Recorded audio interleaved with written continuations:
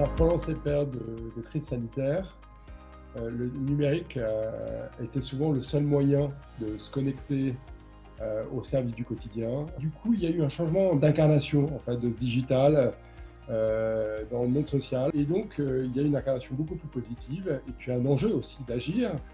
Voilà, on a vu des choses même se monter pour les publics seniors, pour pouvoir les distraire ou les rapprocher de leur famille.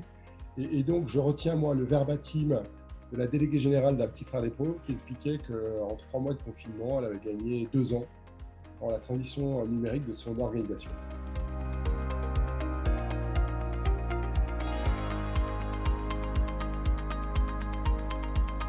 La première condition pour que les Français soient au plus proches et bien connectés aux services de santé, c'est qu'ils aient l'information de ces services. Voilà, donc il faut les faire connaître et il faut du coup qu'il y ait cette politique d'information, et j'avais envie de dire de relais d'information dans les territoires, en particulier pour toucher des publics moins informés de manière classique sur le numérique. Ensuite, il faut absolument que ces services soient adaptés. Voilà, donc adaptés, ça veut dire qu'ils aient une ergonomie qui soit suffisamment simple et que la navigation ne génère pas de complexité particulière. Voilà. Puis après, il y a une deuxième dimension qui est plus reliée aux compétences numériques de base de tous. Voilà. Et donc, il faut s'assurer que tous les Français, dans l'absolu, soient connectés et bien équipés pour pouvoir être reliés à ces services. Ensuite, il y a une deuxième dimension qui est reliée à des aptitudes, notamment avoir des transactions sécurisées. Là, on est sur des données très personnelles. Donc, il faut absolument que ces publics puissent interagir sur les systèmes de soins.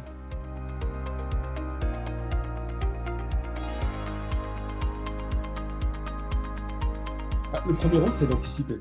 Voilà, il faut, quand on déploie un nouveau service, en tout cas quand on propose un nouveau service, il faut construire un plan de déploiement. Donc en gros, quelle modalité d'information on va développer, et puis aussi donc, quel contenu, et auprès de quelle nature, on va dire, de relais dans les territoires, associatifs, institutionnels, ou même de proximité hein, pour les proches et la famille. Ensuite, il y a dans cette notion de relais donc des formes d'animation.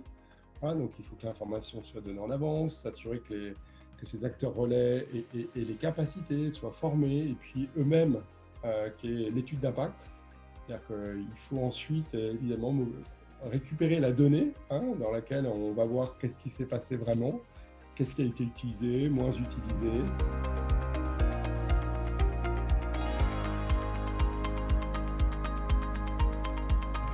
Probablement un tiers des Français, pour être très simple, hein, qui sont autonomes sur le numérique et qui ne sont pas concernés par cette dimension d'inclusion. Il y a un tiers des Français, pour dire, qui ont besoin de coups de pouce. C'est-à-dire que c'est des gens qui ont des usages, mais qui ont besoin, parce que c'est un sujet nouveau, voilà, parce que c'est quelque chose qui peut peser lourd on va dire, dans leur quotidien. On pense à des allocations chômage qui sont une somme de moyens très importants.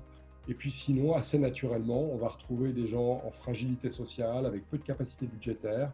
Puis une deuxième grande nature de public, que sont les publics seniors, qui soit n'ont pas connu le monde digital dans leur vie professionnelle, soit évidemment qui n'ont pas eu de parcours d'enseignement quand ils étaient dans des parcours académiques ou scolaires.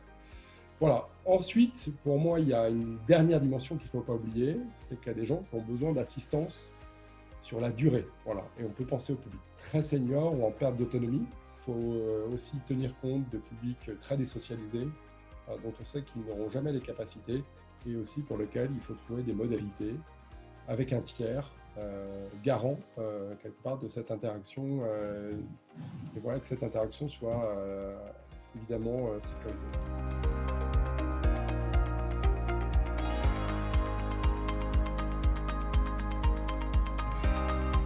Alors, j'ai d'abord envie de parler de ce que l'on fait, nous, au sein de Webteka.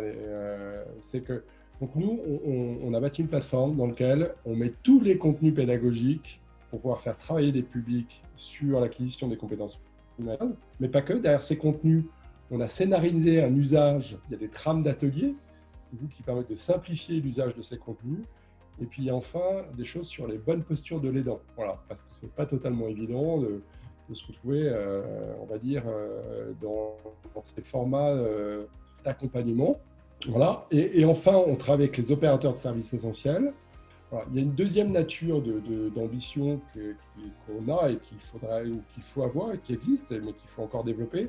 c'est la mise en lien entre l'opérateur qui dématérialise, voilà, les acteurs de terrain qui vont s'approprier ou qui doivent accompagner sur ces services, et puis aussi les collectivités territoriales qui jouent un rôle clé dans l'animation de ces réseaux d'inclusion numérique sur les territoires.